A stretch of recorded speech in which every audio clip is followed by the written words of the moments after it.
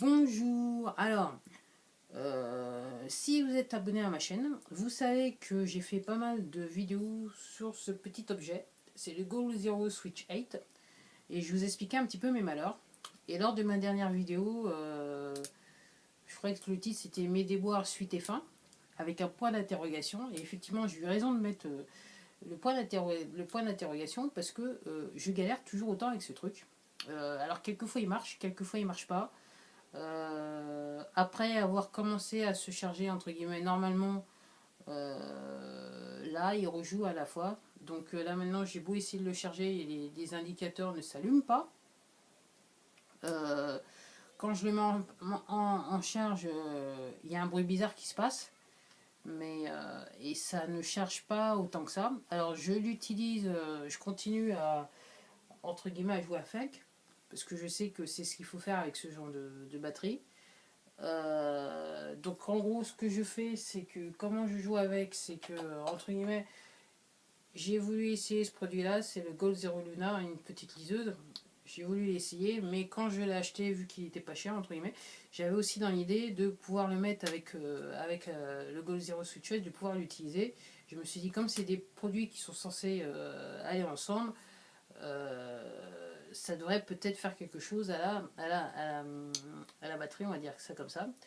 Donc en gros, ce que je fais, c'est que je le mets en recharge et je le mets là pour l'utiliser. Donc je pousse la batterie je pousse la batterie à la fois à se charger et à s'épuiser. Alors ça marche pendant, ça dépend des quelquefois une petite demi-heure. Et puis après ça s'arrête, ça veut plus charger, ça veut plus allumer la lumière comme là en ce moment, elle affiche qu'elle est morte.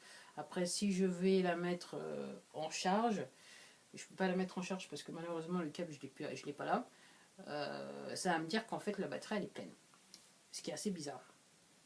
Donc je le charge.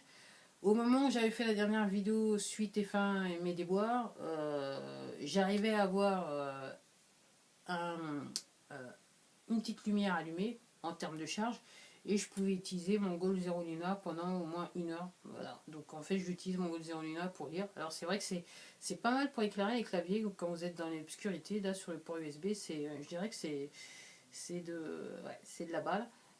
C'est un petit truc qui est bien pensé avec le flexible qui est super bien. C'est dommage. Moi, mon seul bémol, c'est mon Goal Zero Switch 8. Alors, comme je vous l'ai dit lors des précédentes vidéos et surtout la première, je désespère pas parce que je me souviens, j'avais une perceuse avec deux batteries rechargeables. Il y en a une qui, voilà, elle était morte. Elle est restée morte pendant un an, 2 ans, il me semble. Et là maintenant, au moment où je vous parle, je l'utilise quand j'ai besoin de l'utiliser. Il n'y a pas de souci, je peux l'utiliser pour visser, dévisser la batterie. La batterie remarche à nouveau. Et je n'ai rien fait, mis à part la laisser vivre pendant un an, 2 ans dans sa boîte, en me disant que de toute façon, celle-là, il faudrait la mettre à la poubelle. Donc c'est une bonne chose que je ne me suis pas écoutée. Et puis, comme je disais, un jour, il y a eu un petit accident, j'ai pris la batterie.